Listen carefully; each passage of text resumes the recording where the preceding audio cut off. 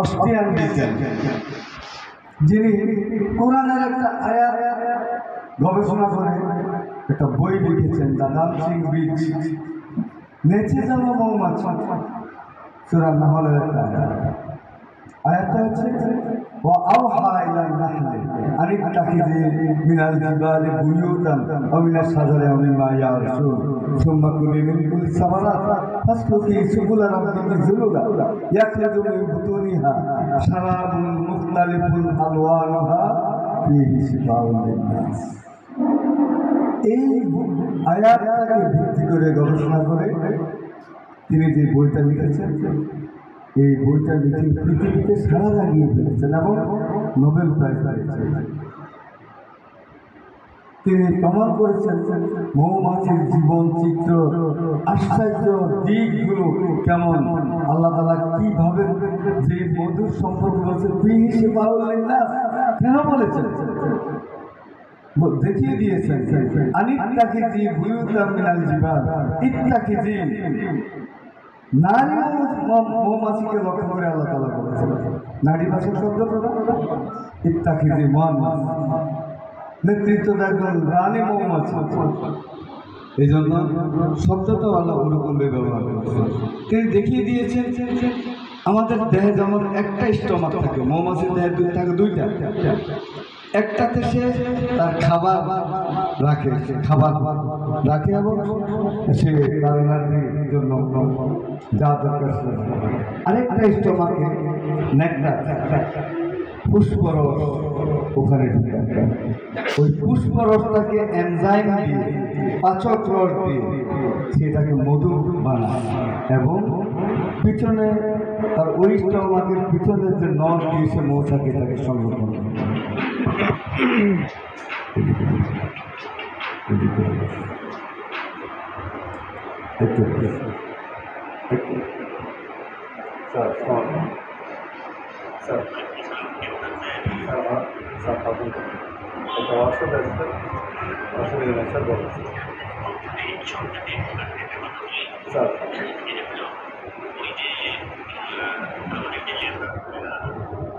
কথাগুলি বলার উদ্দেশ্যটা হচ্ছে এই ফিলিংসই নেই আমাদের মোটিভেশনের কথা আসছে। আজকে আমি শাস্তি না দিয়ে মোটিভেশনের মাধ্যমে শেখানোর জন্য একজন শিক্ষকের জ্ঞানের দক্ষতাটা কম পর্যায়ে থাকলে ওই শিক্ষকের ক্লাস করার জন্যই একজন শিক্ষার্থী স্কুলে আসবে বা মাদ্রাসা আসবে। আজকে মাদ্রাসা আমাদের দেখা যাচ্ছে শিক্ষার্থীরা আসতে চায় না, আগ্রহী হয় না, মজা পায় না। শিক্ষকের কথা শুনে তার কাছে খুব বেশি যে নতুন কিছু শিখেছে, নতুন কিছু মেসেজ পাচ্ছে, সেটা না হওয়ার কারণে শিক্ষার্থীরা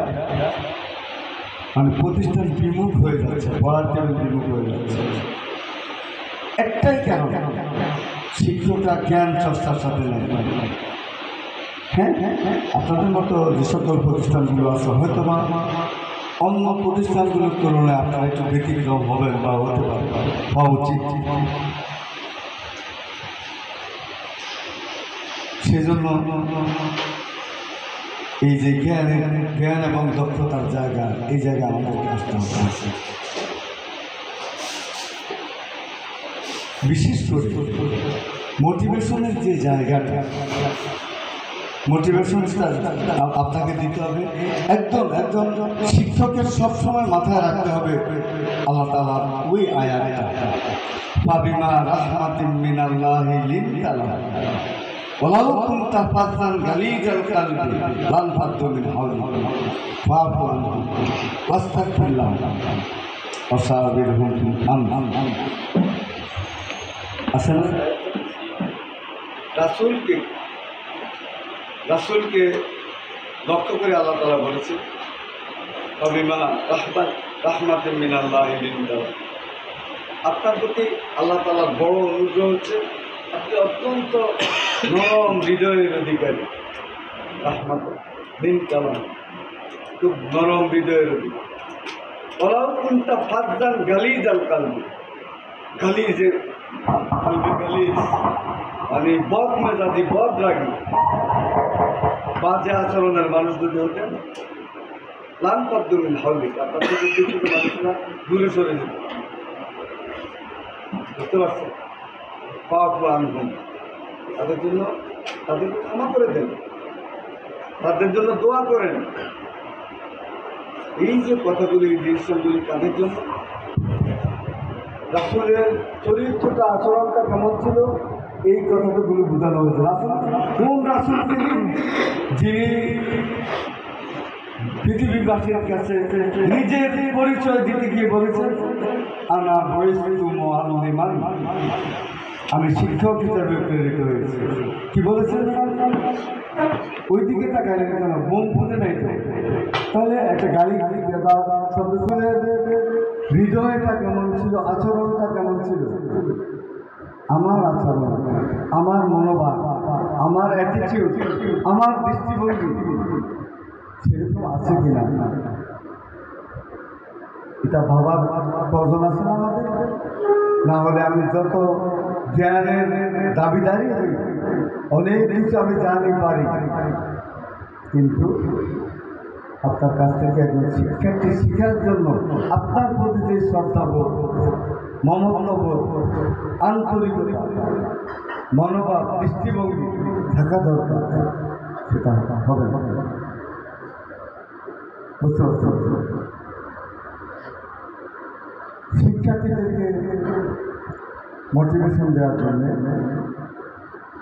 তাদের আচরণটা তৈরি করার জন্যে মূলত একজন মা যখন কনসেপ্ট করে তখন থেকেই এই কার্যক্রমটা শুরু করে।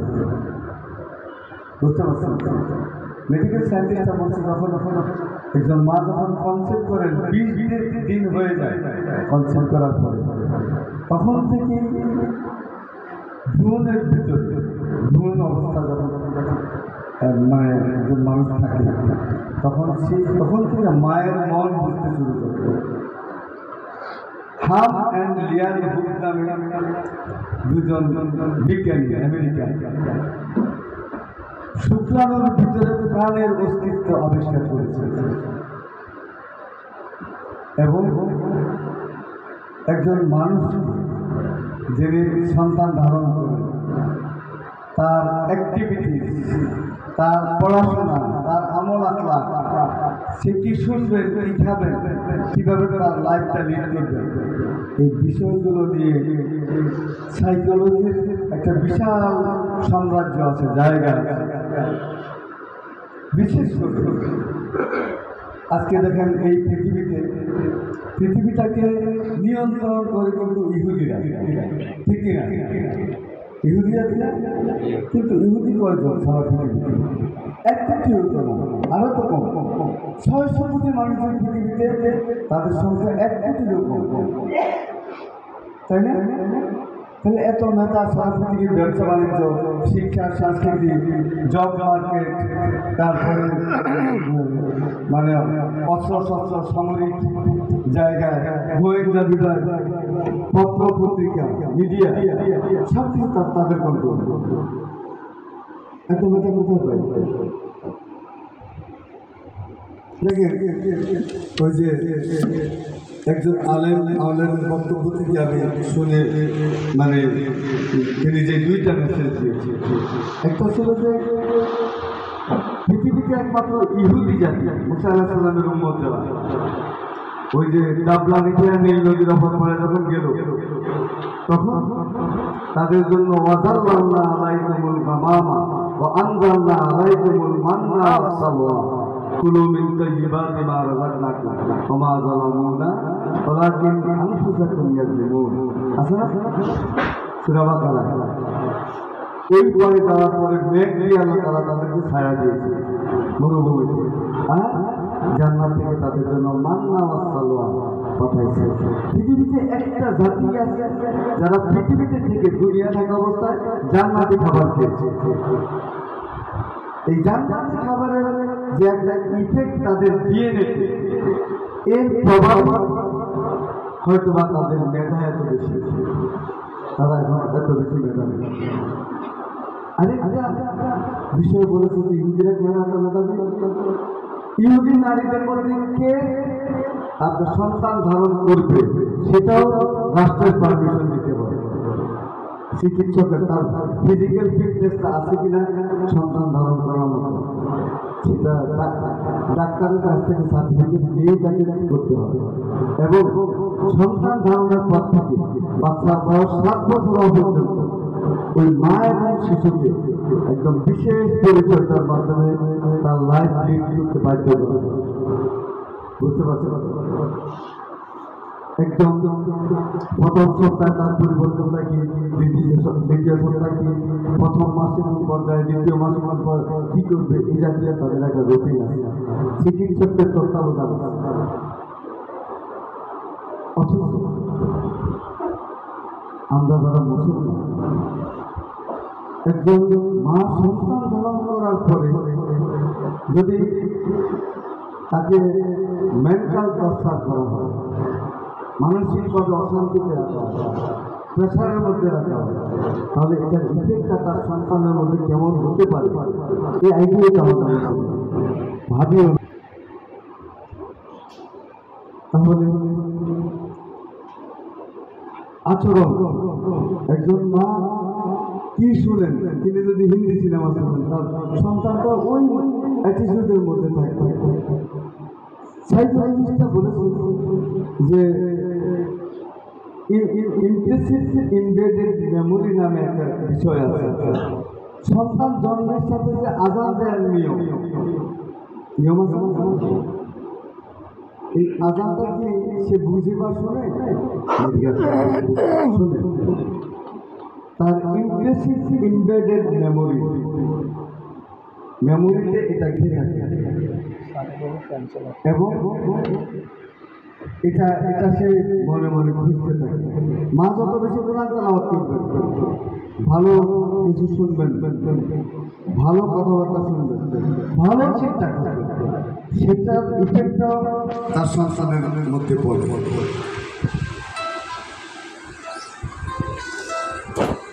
এই বিষয়গুলো আমাদের, আমরা যদি মানে একটু গুরুত্ব দিই, তাহলে আমাদের মানে ভবিষ্যৎ প্রজন্ম আরেকটু মানে ভালো হয়, ভালো অ্যাটিটিউড নিয়ে, ভালো দৃষ্টিভঙ্গি নিয়ে, ভালো চিন্তাধারা নিয়ে পৃথিবীতে আসতে পারে।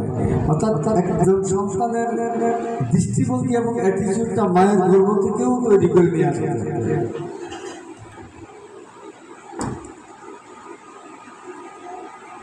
সন্তানকে মোটিভেশন দেওয়ার জন্য, মোটিভেশনের মাধ্যমে একজন শিক্ষককে যদি তাকে তৈরি করতে হয়, তাহলে তাকে বিভিন্ন মহামনীষীদের জীবন সম্পর্কে জানতে হবে, ব্যাপক পড়াশোনা করা দরকার, আগামী পৃথিবী সম্পর্কে তাকে বুঝাইতে হবে।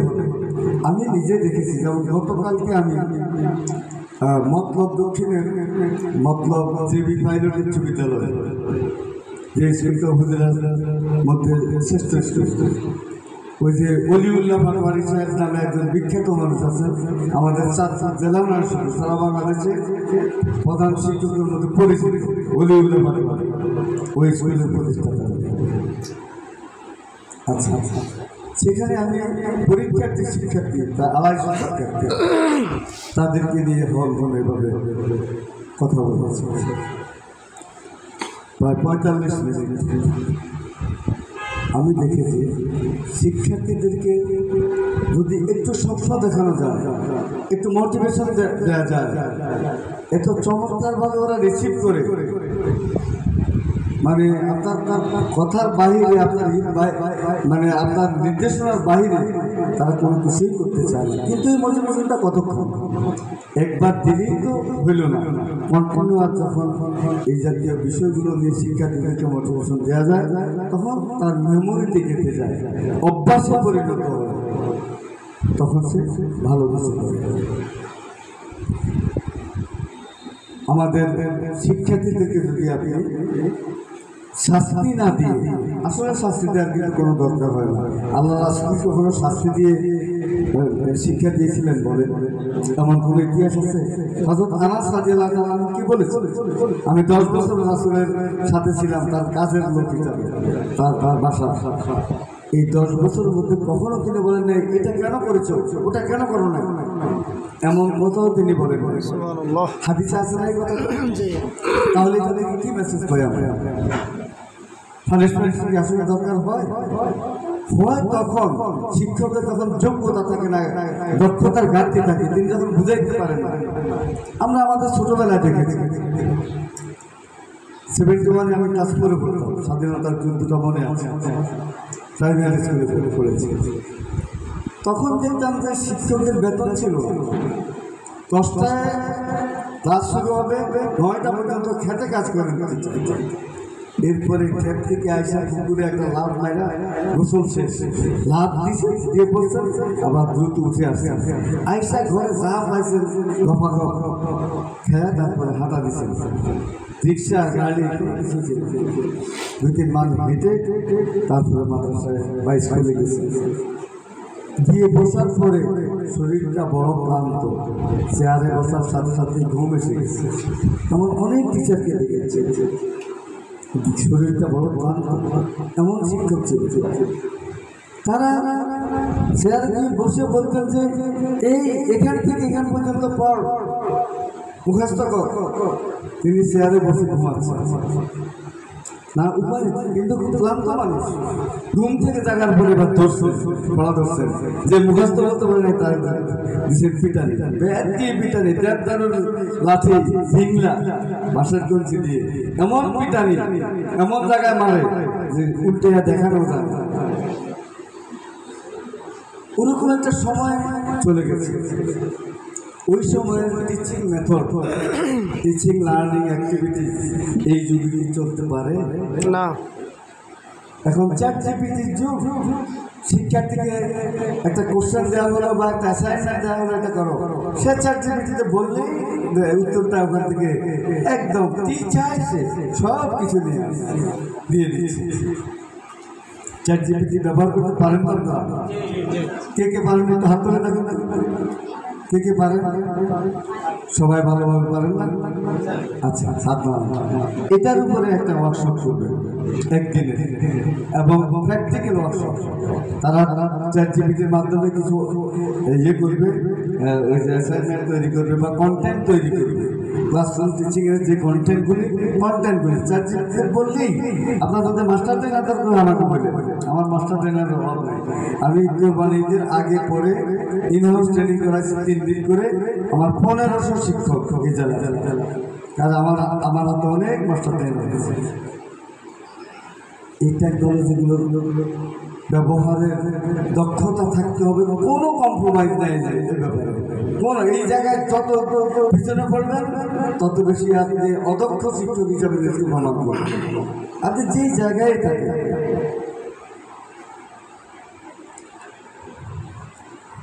আমাদের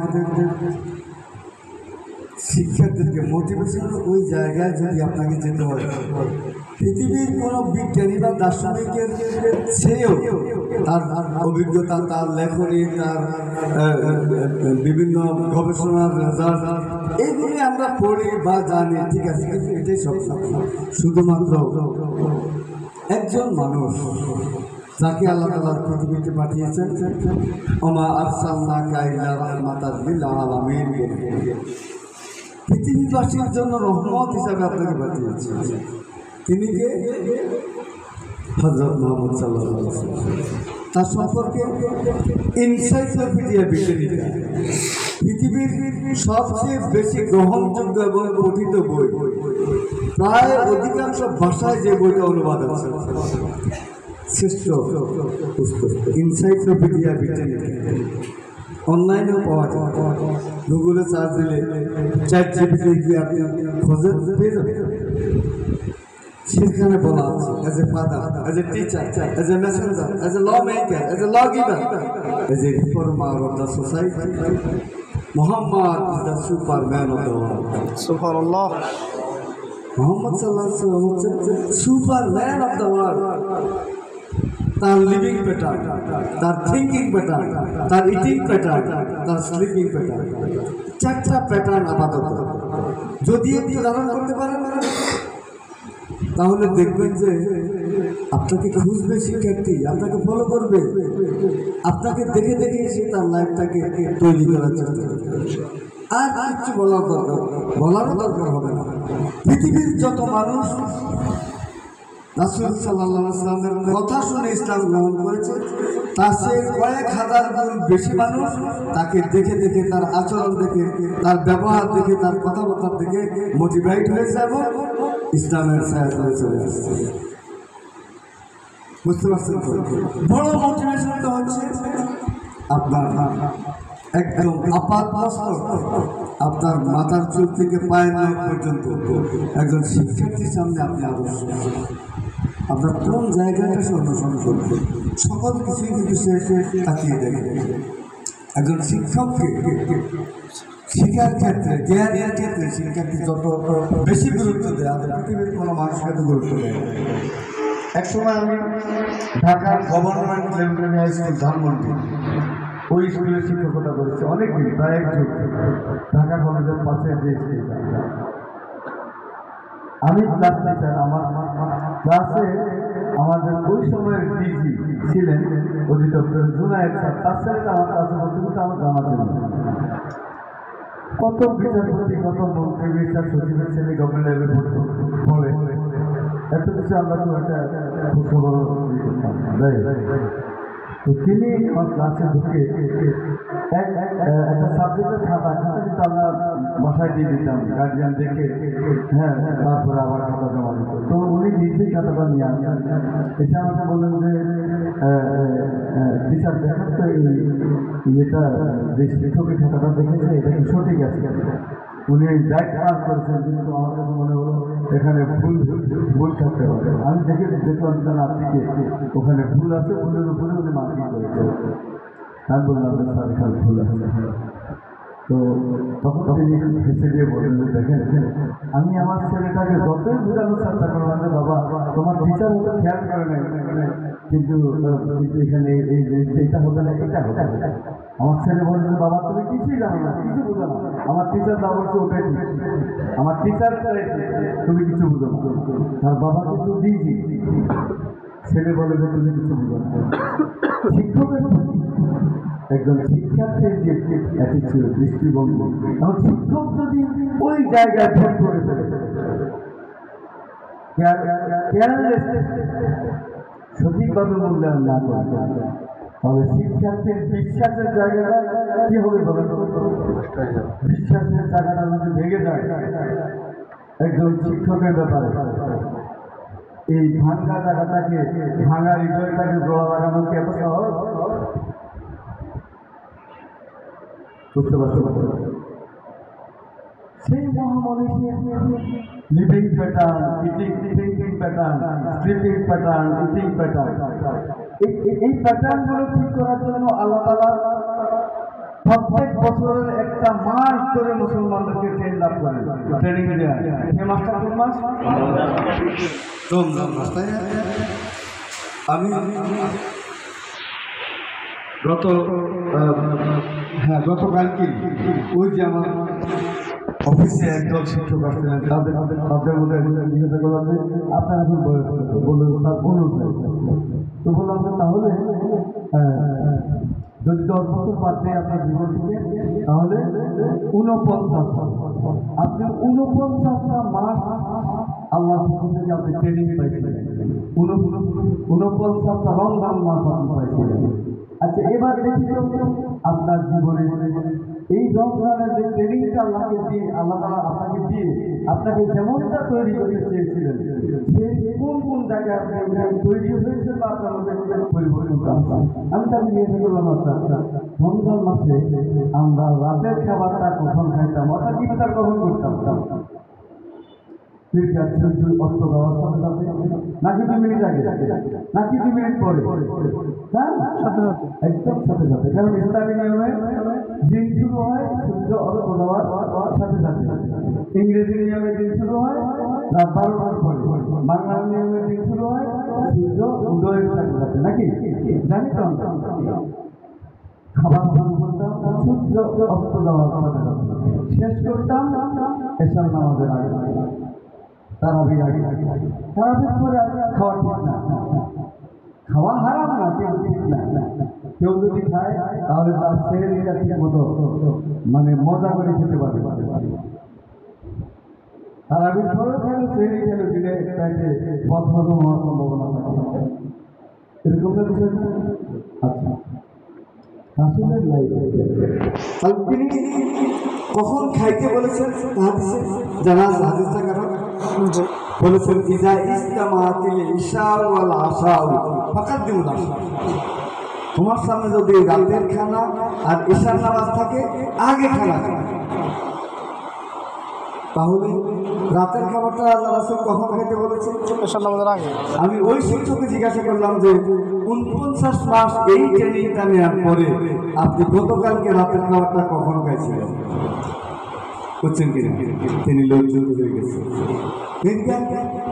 ওই ট্রেনিংয়ের আলোকে খান নাই, তিনি তার নিজের ইচ্ছা মতো খেয়েছেন। এবং একই কথা যদি আজকে আমার সামনে আপনারা যারা আছেন তাদেরকেও জিজ্ঞাসা করি, খুব কম মানুষই উত্তরটা পজিটিভ সঠিক দিতে পারবে। রাসূল বলেছেন মা ইয়ান্তিকু আনিল হাওয়া, আমি আমার নিজের ইচ্ছে কোনো কথাই বলি না। মা ইয়ান্তিকু আনিল হাওয়া ইন হুয়া ইল্লা ওয়াহয়ুন ইউহা। ওহির ভিত্তিতে আমাকে যে ডিরেকশন দেওয়া হয় আমি তার আলোকেই কথা বলি। কি বুঝলাম? তার মানে রাসূলের কথা মানে কার কথা?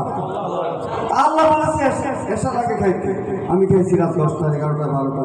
আল্লাহ হুকুমটা কি মেনেছে? মানে না। একটু ফোন করে পরে মনে রাখেন কথাটা। মোটিভেশনের জায়গাটা কোথায়? আমাকে দেখেই শিখবে। আমি যখন ওটার উপর আমল করবো তখন গোলা মাত্রায় শিখবে, শিক্ষার্থী গুরুত্ব দিতে। রাসূল তখন ঘুমাইতেন, তার স্লিপিং প্যাটার্নটা কেমন ছিল? তার ইটিং প্যাটার্নের আরো অনেক কথা আছে, আমি সেদিকে গেলাম না। স্লিপিং প্যাটার্নটা আল্লাহ রাসূল এসার করে ঘুমায় পড়তেন, জানেন তো নাকি?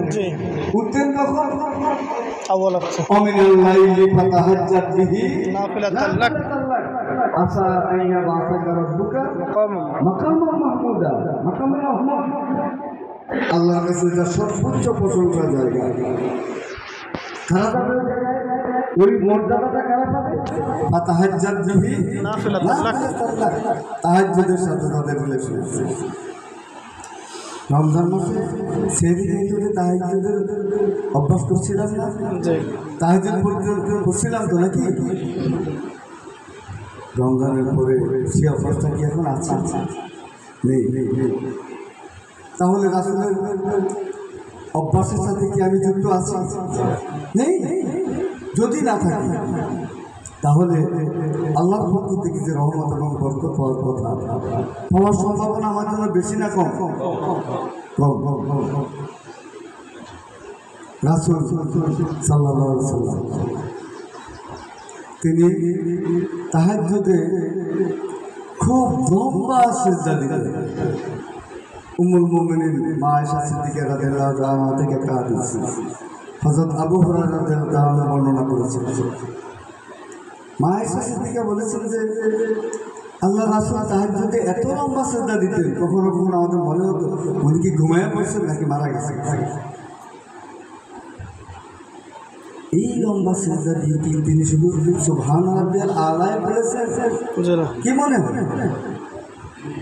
আলহামদুলিল্লাহ, আমি একটা রমজান 2011 সালের রমজান মাসটা বাইতুল্লাহ শরীফে ইতিকাফ করেছি। আলহামদুলিল্লাহ, সেখানে দেখেছি সারা পৃথিবীর আল্লাহর পাগল মানুষগুলো এখানে এসে কীভাবে ইবাদত করে। রাত 9টা থেকে 11টা পর্যন্ত তারাবি, আবার 1টা থেকে 3টা পর্যন্ত কিয়ামুল লাইল। 10 রাকাত নামাজ 2 ঘন্টা, শেষে গিয়ে 4-5 মিনিটও পড়ে কিয়ামুল লাইল। শুধু কি সুবহান রাব্বিয়াল আলা না, আল্লাহ বলেছেন ওয়াসজুদ ওয়াক্তারিব, সিজদা দাও আমার কাছে আসে। আল্লাহর কাছে যাওয়ার মাধ্যম সিজদা, ওইটা কি সিজদা। ওয়াসজুদ ওয়াক্তারিব, সিজদা দাও আমার কাছে আসে। ইন তাসআলিল্লাহ ইয়াসআলুকুম, যা চাইতে মন চায় আমার কাছে চাও। ইন তাসআলিল্লাহ ইয়াসআলুকা উদউনি আস্তাজিব লাকুম বলেছেন। আমি টিচার, আমাকে অনেক পড়াশোনা করা লাগে, আমি শিক্ষা অফিসার, আমাকেও আমার হেডমাস্টার, প্রিন্সিপাল, বিজ্ঞানী টিচার, গণিত টিচার, আরবি টিচার, মাদ্রাসার মহাদেশ শিক্ষক, তাদের সব শ্রেণীর সাথে কথা বলা লাগে। আমি যদি লেখাপড়া না করি, আমি যদি একটা নির্দিষ্ট সময়ের মধ্যে জ্ঞান আহরণের চেষ্টা না করি, তাহলে কি আমি সঠিকভাবে মোটিভেশন দিতে পারবো? পারবো না। এইভাবে আমাদের প্রত্যেকের জায়গা থেকে জ্ঞানের জায়গাটা ভিন্ন ভিন্ন আছে। তাহলে ধরেন আমি যা পড়ি সব কিছু আমার মনে থাকে, যদি আমি তাহাজ্জুদের সিজদায় গিয়ে সুবহান রাব্বিয়াল আলা পড়া করে বলতে পারতাম যে আল্লাহুম্মা যাক্কিরনি মিনহুমা নাসিতু ওয়া আল্লিমনি মিনহুমা জাহিলতু, আল্লাহ যেগুলো ভুলে গেছি আপনি আমার মনে করায় দেন, ওয়া আল্লিমনি মিনহুমা জাহিলতু, আমার জাহালত দূর করে আমাকে ইলম দান করুন। যদি পুরা দোয়াটাও পড়তে পারতাম আল্লাহুম্মা আরহামনি বিল কুরআনিল আযীম ওয়াজআলহু লি ইমামা ওয়া নূরান ওয়া হুদান ওয়া রাহমা, আল্লাহুম্মা যাক্কিরনি মিনহুমা নাসিতু ওয়া আল্লিমনি মিনহুমা জাহিলতু ওয়ারযুকনি তিলাওয়াতাহু আনা আল-লাইলি ওয়া আনা আন-নাহার ওয়াজআলহু লি হুজ্জাতান ইয়া রাব্বাল আলামিন। চমৎকার দোয়া। যদি আল্লাহর কোরআন কারোর জন্য হুজ্জাত হয়ে যায়, কবরে, হাসরে, মিজানে পরিচালাতে, তার কি আর যেন দুশ্চিন্তার কারণ থাকতে পারে? ওয়াজআলহু লি হুজ্জাতান ইয়া রাব্বাল আলামিন। আল্লাহুম্মা জাআলিল কুরআনা আযীমা রাবিয়া কলবি ওয়া নূরা বাসারি ওয়া জিলাআ হুজনি ওয়া যাহাবা হাম্মি। হে আল্লাহ, আল্লাহুম্মা জাআলিল কুরআনা আযীমা রাবিয়া কলবি, এই কোরআনে আযীমকে আমার হৃদয়ের সূর্য বানায়া দেন, হৃদয়ের সূর্য, রাবিয়া কলবি ওয়া নূরা বাসারি, আমার চোখের নূর, জ্যোতি। কি চমৎকার দোয়া! সাহাবা কেরাম যেগুলো করতেন, আল্লাহ রাসূল করতেন বা করার জন্য উদ্বুদ্ধ করতেন, তাই না? করি আমরা। খুব কঠিন লাগে আমার কাছে একটা বিষয়, মনে করি কি করি আমরা হতাশ হয়ে পড়ি, তাই না? কিন্তু যদি আল্লাহর উপর আস্থা নিয়ে আল্লাহর কাছে ওই যে তাহাজ্জুদের সিজদায় গিয়ে অথবা নামাজের সিজদায় গিয়ে যে কোনো নামাজ যদি বলতে পারতাম সুবহান রাব্বিয়াল আলার পরে আল্লাহুম্মা আলতুবি ফি তাইসিরি কুল্লি আমর, হে আল্লাহ সকল কঠিন বিষয়গুলোকে আপনি আমার জন্য সহজ করে দেন। ফা ইন্না তাইসিরা কুল্লি আসিরিন আলাইকা ইয়াসির, কঠিন বিষয়কে সহজ করে দেয়া আপনার জন্য অত্যন্ত সহজ। আসআলুকাল ইউসরা ওয়াল মুওয়াফাতা ফিদ দুনিয়া ওয়াল আখিরাহ, হে আল্লাহ আপনার কাছে আমি দুনিয়া এবং পরকালের সহজতা এবং নিরাপত্তা, সহজতা, সুস্থতা এবং নিরাপত্তা চাই। কি চমৎকার দোয়া!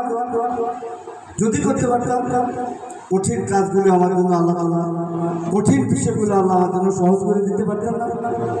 পারতেন কিনা? করছি কিনা? আমরা একটু নিজেকে প্রশ্ন করে দেখেন তো, করছি কিনা? আল্লাহ রাসূল ওই সিজদার মধ্যেই তিনি সারা পৃথিবীবাসীর জন্য রহমত হিসাবে এসেছেন। পৃথিবীর মধ্যে আল্লাহর বিধানের আলো জ্বালানোর দায়িত্ব প্রাপ্ত হয়ে পৃথিবীতে এসেছেন। সেই বিষয়গুলো নিয়েই সিজদায় গিয়ে আল্লাহর সাথে কথা বলতে। আমরা কি বলি? আমাদের সিজদা আল্লাহ রাসূলের সিজদার মধ্যে পার্থক্যটা একটু ভাবেন তো। রাসূলের এই লাইফ স্টাইলগুলো নিয়ে আজকে সারা পৃথিবীতে ব্যাপক গবেষণা হচ্ছে। হার্ভার্ড মেডিকেল বিশ্ববিদ্যালয়, আমেরিকা, পৃথিবীর অনেক বড় নাম করা বিশ্ববিদ্যালয়, তাদের মেডিকেল রিসার্চের রেজাল্টগুলো ন্যাশনাল লাইব্রেরি জার্নালে প্রকাশ পায়।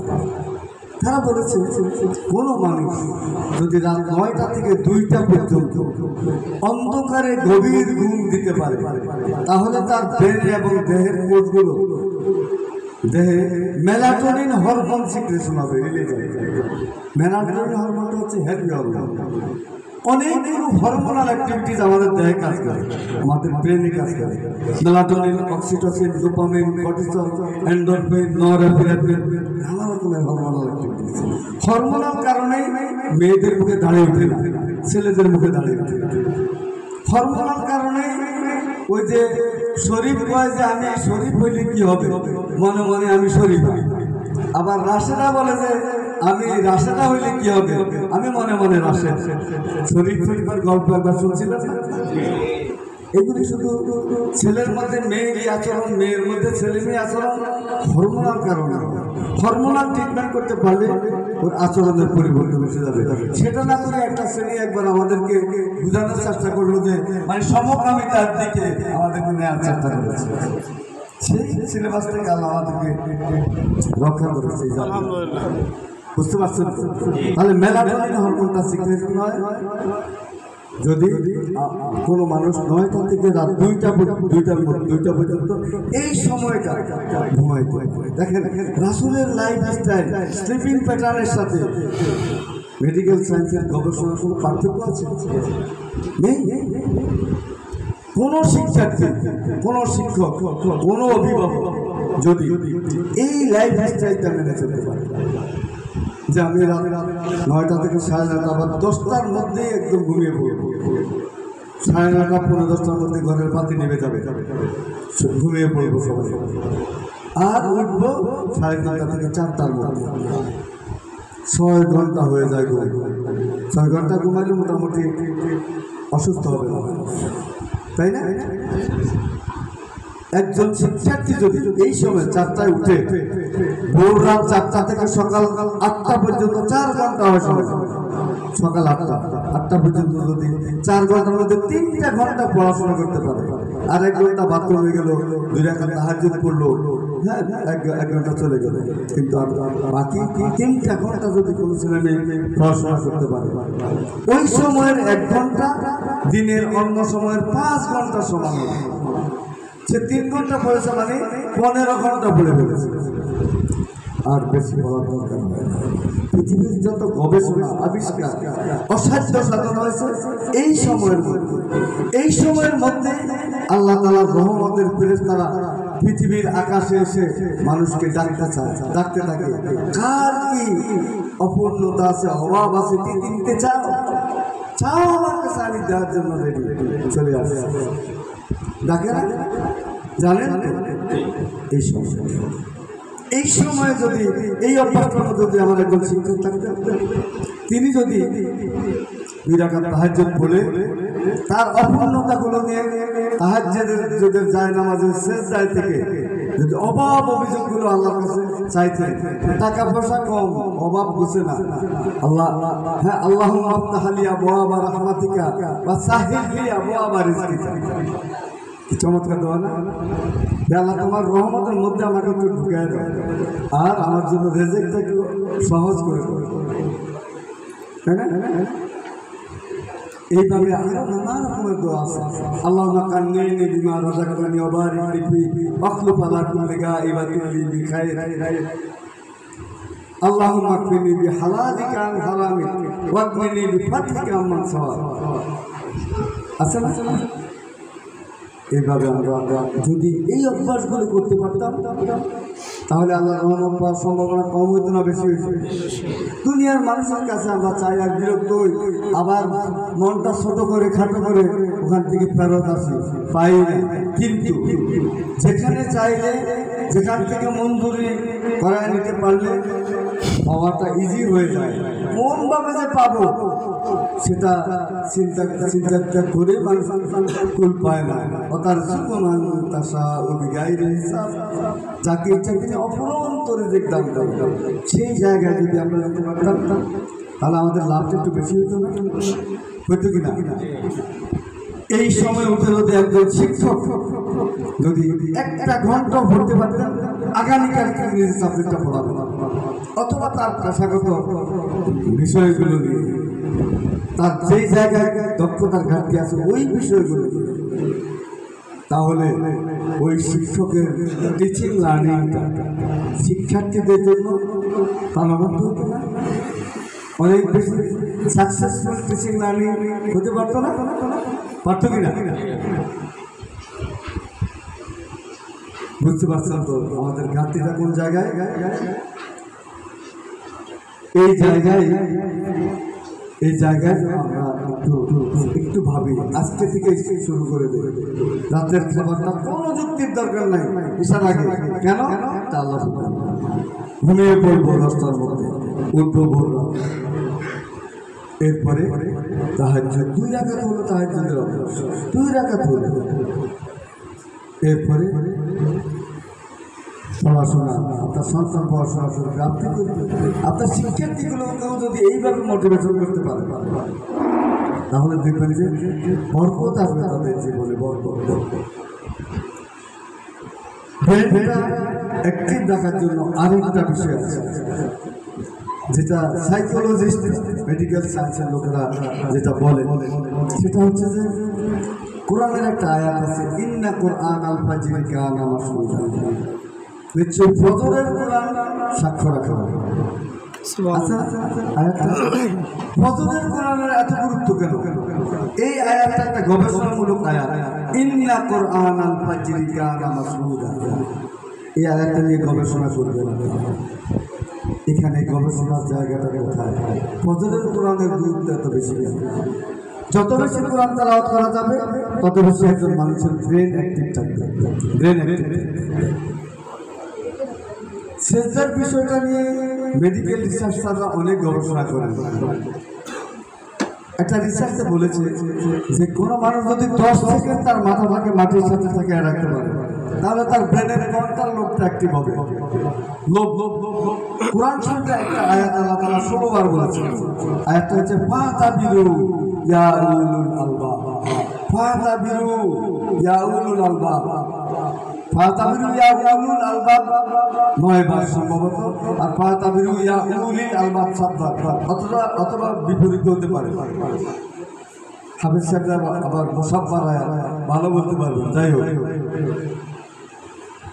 অর্থ কিন্তু একই ফাতাবিরু তোমরা চিন্তা এবং গবেষণা করো ইয়া উলুল আলবাব হে বুদ্ধিমান লোকেরা হে চিন্তাশীল লোকেরা হে বিবেকবান লোকেরা আমরা বুদ্ধিমান আমরা আমাদের চিন্তা করার ক্ষমতা আছে আছে আমাদের উদ্দেশ্য করে বলেছে আলবাব শব্দটা বহু বচন না এক বচন লোভ বা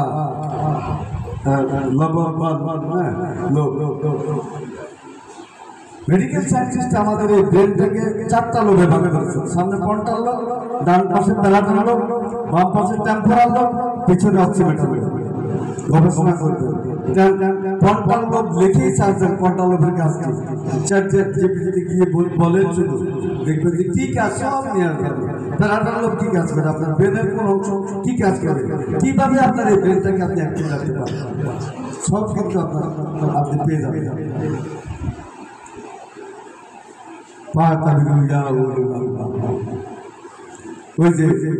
তারা আবার বলেছে যদি কোনো মানুষ 10-20 সেকেন্ড মাথাটাকে মাটির সাথে রাখতে পারে মানে তাহলে পুরো ব্রেনটাই অ্যাক্টিভ হয়ে যাবে তাহলে রাসূলের লম্বা সিজদা মেডিকেল সায়েন্সের গবেষণা পার্থক্য আছে আছে কিন্তু আমরা কি লম্বা সিজদা অভ্যস্ত আছি হচ্ছি আপনার মাথা ব্যথা করে যত পারেন সেজদা দিয়ে মাথা মাটিতে রেখে দেবে মসজিদের দুঃখের জামাতের জন্য 5 মিনিট বাকি আছে একটা সেজদা লাগান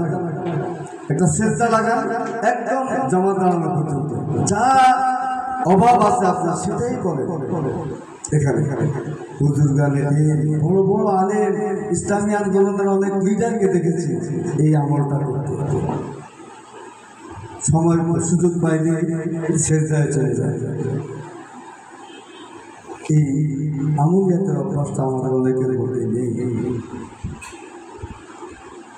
তাহলে আমার মনে হয় আমি যথেষ্ট সময় নিয়ে নিয়েছি ইতিমধ্যে আজানো হয়ে গেছে মোটিভেশনের যে জায়গাটা নিয়ে আমি এতগুলি কথা বললাম উদ্দেশ্যটা হচ্ছে একজন শিক্ষক যদি মোটিভেটেড না হন তাহলে শিক্ষার্থী মোটিভেটেড হবে না একজন শিক্ষকের মধ্যে যদি আচরণের পরিবর্তনটা না আসে তাহলে শিক্ষার্থীর আচরণের পরিবর্তনটা হবে না একজন শিক্ষক যদি পৃথিবীর শ্রেষ্ঠ শিক্ষক সেই শিক্ষকের আচরণটা ধারণ করতে পারেন না পারেন, যদি তার লিভিং প্যাটার্ন, তার থিঙ্কিং প্যাটার্ন, তার ইটিং প্যাটার্ন, তার স্লিপিং প্যাটার্ন, এই জায়গাগুলো নিয়ে পড়াশোনা না করেন, এই জায়গাতে যদি তিনি নিজকে অ্যাডাপ্টেড করতে না পারেন, নিজে কানেক্ট হতে না পারেন, তাহলে ওই শিক্ষককে দিয়ে শিক্ষার্থীর জীবনে পরিবর্তন আসার সম্ভাবনা কম। বুঝাইতে পারছি না? শেষ আরেকটা কথা বলে আমি শেষ করে দিই। বুঝে হোক না বুঝে হোক, আপনারা যারা শিক্ষকতায় আসছেন সবসময় মাথায় রাখবেন, পৃথিবীর শ্রেষ্ঠ মানুষ, শ্রেষ্ঠ শিক্ষক, নিজে শিক্ষক। আমি আমার যে গুরু দায়িত্ব মাথায় নিয়েছি, যেই অভিভাবকরা তার সন্তানটাকে আমার কাছে পাঠিয়েছে শিক্ষা দেয় আলোকিত মানুষ বানানোর জন্য, আমার জ্ঞান, দক্ষতা, যোগ্যতা এবং প্রস্তুতির অভাবে ওই শিক্ষার্থীটা যদি ক্ষতিগ্রস্ত হয়, তাহলে এটার জবাব দিয়ে তার পৃথিবীর কারো কাছে দেয়া লাগুক আর না লাগুক আল্লাহর কাছে দিতে হবে। আমি যদি 1 মিনিট সময় দেরি করে ক্লাসে ঢুকি, আমার ক্লাসে যদি 40 জন শিক্ষার্থী থাকে, তাহলে আমি 40 মিনিট ক্ষতি করার জন্য দায়ী হয়ে গেলাম। শিক্ষার্থীর 40 মিনিট ক্ষতি করে ফেললাম, 40 জনের 40 মিনিট। এই ফিলিংসটা রেখে যদি চলি, তাহলে অ্যাক্সিডেন্টের মাধ্যমে দেরি হতে পারে, কিন্তু আমার সিরিয়াসনেসের অভাবের কারণে দেরি হওয়ার কথা। কিছু মানুষকে আমরা দেখি শুধু অজুহাত দেয়, অজুহাত। আমি আমার হেডমাস্টার সাহেবদেরকে নিয়ে যখন বসি উপজেলা সব প্রতিষ্ঠানের প্রধান, হেডমাস্টার, প্রিন্সিপাল, সুপার, তাদেরকে নিয়ে জিজ্ঞাসা করলে শুধু অজুহাত। আমি প্রথমে বলে দিই কোনো অজুহাত শুনতে চাই না। অজুহাত হইল শয়তান, যেটা মানুষের মধ্যে আনে। আল্লাহ তাআলা আপনাকে যে মেধাটা দিয়েছে, যে ব্রেনটা দিয়েছে, নবী রাসূলের যে ব্রেনটা ছিল যেমন, আপনাকে তার চেয়ে কম দেয় নাই। মেডিকেল সায়েন্স বলেছে যে আমাদের প্রত্যেকের মাথায় যে ব্রেনটা আছে, এটা আল্লাহ বানাইছেন কি দিয়ে? নিউরন দিয়ে। নিউরন কত নিউরন দিয়ে বানাইছেন? প্রায় 10,000 কোটি। সুবহানাল্লাহ, 10,000 কোটি নিউরন দিয়ে। এক একটা নিউরনে এলেন রাখার জায়গা, ডাটা ধারণ ক্ষমতা কেমন? এই যে মোবাইল ফোনে যখন আমাদের ওই যে ওয়াজ ও বা বক্তৃতা বেশি রাখতে পারি না, মেমোরি কম, তখন মেমোরি কার্ড ঢুকে না?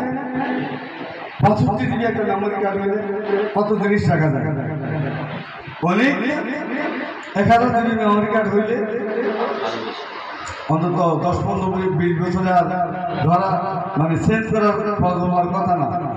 50,000 GB মেমোরি কার্ড যদি হয়, একটা মানুষ যদি 10,000 বছর বেঁচে থাকেন পৃথিবীতে, পৃথিবীর সেরা গবেষক হয়, তবুও কি ওই মেমোরিটা, কার্ডটা ব্যবহার শেষ হয়ে যাইতে পারবেন বলে মনে হয় না? এক একটা নিউরনের ডাটা ধারণ ক্ষমতা আছে। মেডিকেল সায়েন্সের গবেষক। তাহলে আল্লাহ তাআলা কি রত্ন দিয়ে রাখছেন আমার ব্রেন? একটা কম্পিউটারে কত জিবি ধারণ ক্ষমতা থাকে? মেমোরি কত জিবি? 512। আচ্ছা, কিন্তু যে ব্রেনটা আল্লাহ তাআলা আমাদের প্রত্যেককে দিয়েছে, পৃথিবীর সবচেয়ে বড় কম্পিউটারটা নাসার, যেখানে মহাকাশ গবেষণা হয়, সেটা নাকি প্রায় 12.5 টনের মাত্র। প্রতি সেকেন্ডে 500 মেমোরি ধারণ করতে পারে, 500 মেমোরি থাকতে পারে, কিন্তু 500 মেসেজ। কিন্তু আল্লাহ তাআলা যে ব্রেনটা আমাকে দিয়েছে, 120 গ্রাম থেকে সর্বোচ্চ 150 গ্রাম পানির মধ্যে ভাসে। এটাতে 5,000 মেমোরি প্রতি সেকেন্ডে ধারণ করতে পারে, 5,000 মেমোরি প্রতি মুহূর্তে থাকতে পারে। 25 লক্ষ গিগাবাইট ধারণ ক্ষমতা হচ্ছে আমাদের প্রত্যেকের মেমোরি। 25 লক্ষ গিগাবাইট। ভাবেন তো দেখি কি রত্ন দিয়ে রাখছে আল্লাহ তাআলা। যত লম্বা শ্রদ্ধা দিবেন তত বেশি অ্যাক্টিভ থাকবে। যত লম্বা শ্রদ্ধা দিবেন, রাসূলের লাইফ স্টাইল মেনে চলেন আর কোনো কিছু দরকার হবে না। আপনার ব্রেন অ্যাক্টিভ থাকবে, আপনি কম পরে বেশি মনে রাখতে পারবেন। এই বিষয়গুলো নিয়ে একটু গবেষণা করেন, একটু পড়াশোনা করেন, দেখবেন যে লাইফটা আপনারও চেঞ্জ হবে, আপনার মাধ্যমে পৃথিবীর অনেক মানুষের জীবনে পরিবর্তন আসতে পারে ইনশাআল্লাহ। ঠিক আছে। আমি কিন্তু শুধুমাত্র আপনাদের জীবনটাকে অনুসরণ করতে বলেছি। এটা এই বিষয়ে আমাদের মনে হয় কারোই নেগেটিভ অ্যাটিটিউড আসার কথা। কম্পিউটারের মধ্যে ভাইরাস লাগে না, ভাইরাস করে না, ব্রেনের জন্য এরকম একটা ভাইরাস আছে। ভাইরাসটা হলো নেগেটিভ অ্যাটিটিউড, নেতিবাচক দৃষ্টিভঙ্গি। না, এটা সম্ভব না, না পারবো না, না আমি এই জায়গায় পৌঁছতে পারবো না, আমার পক্ষে সম্ভব না। এটা হচ্ছে আমাদের ব্রেনের জন্য ভাইরাস। এই ভাইরাস যার মাথায় একবার ঢুকবে সে কোনো ভালো কাজ করতে পারবে না, সে জীবনে আগাইতে পারবে না।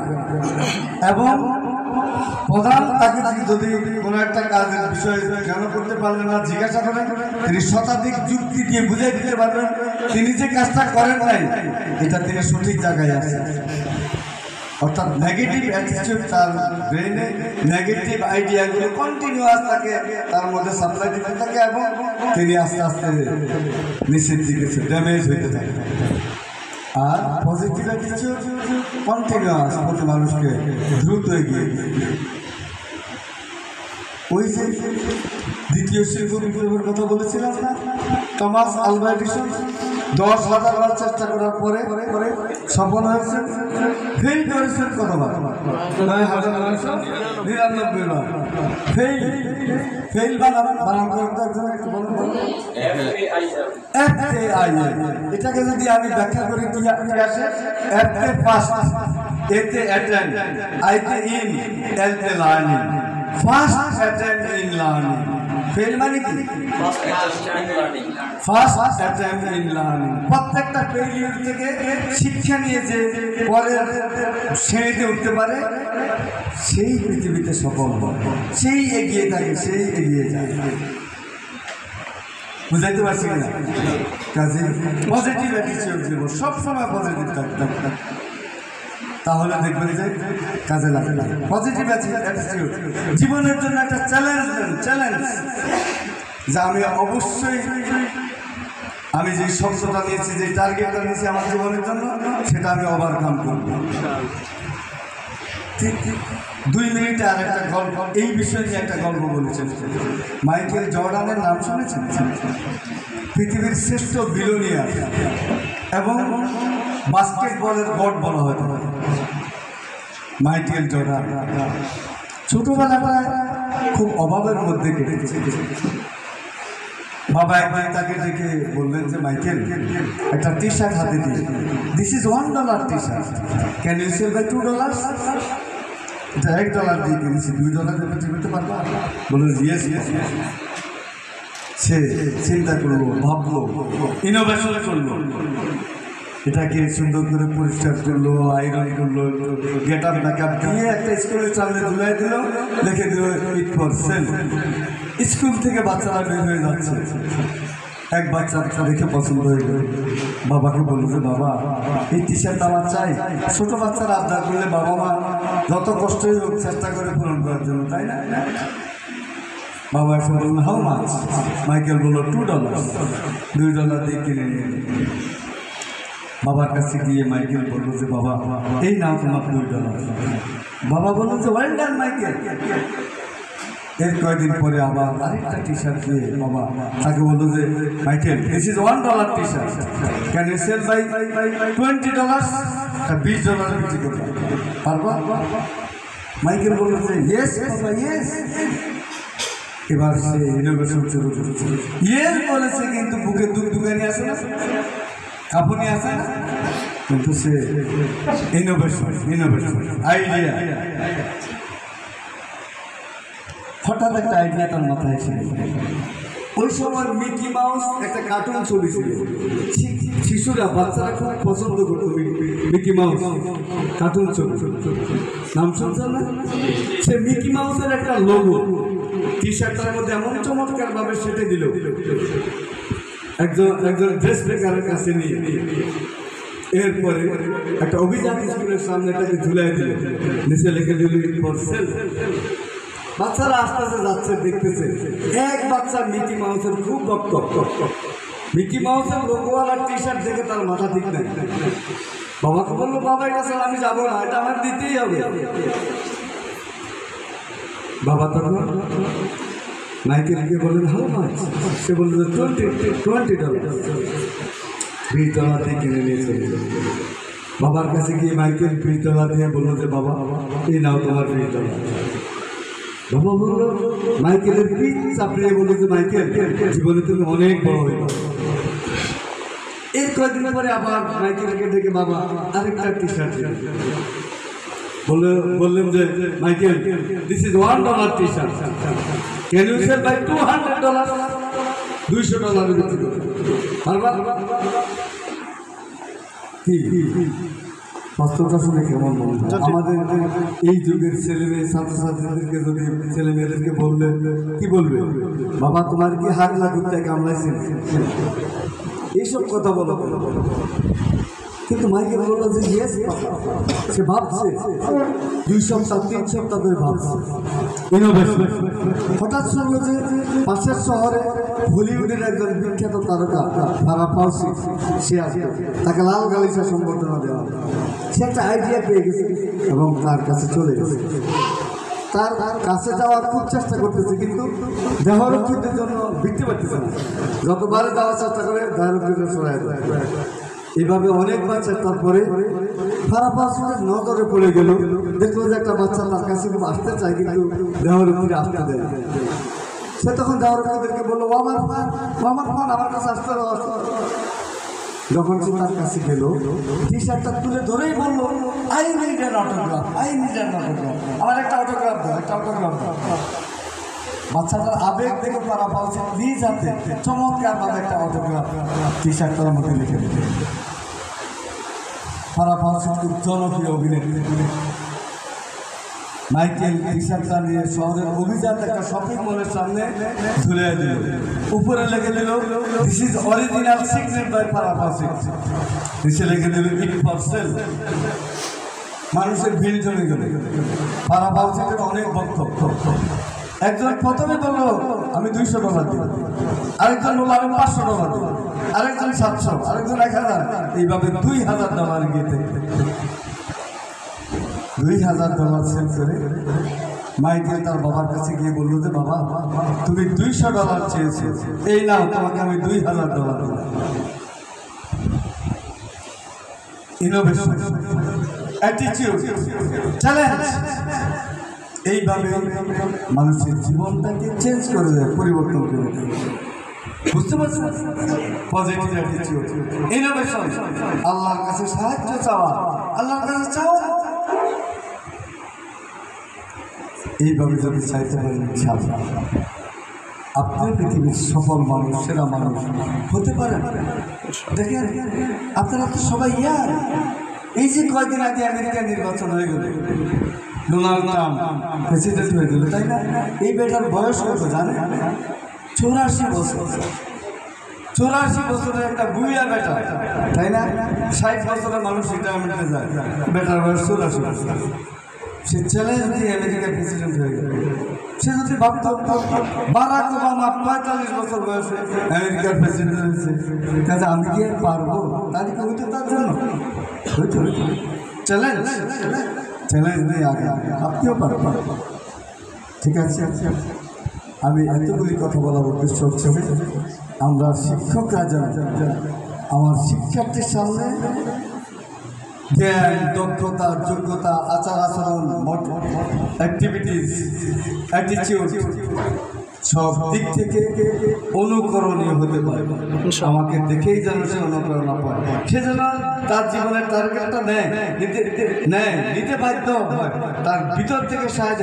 আমি এই স্যারের মতো বড় হই, আমি ওই ম্যাডামের মতো এরকম একটা জায়গা আমি আমাদের দেশকে নিতে পারছি কিনা, সেই জায়গায় নেওয়ার জন্য আমার জ্ঞান দক্ষতা বা কোন জায়গায় কোন দক্ষতাগুলোর ঘাটতি আছে সেটা নিয়ে আমরা একটু একটু একটু আত্মসমালোচনা করি। জবাবটা নিজ থেকে পেয়ে যাবো না?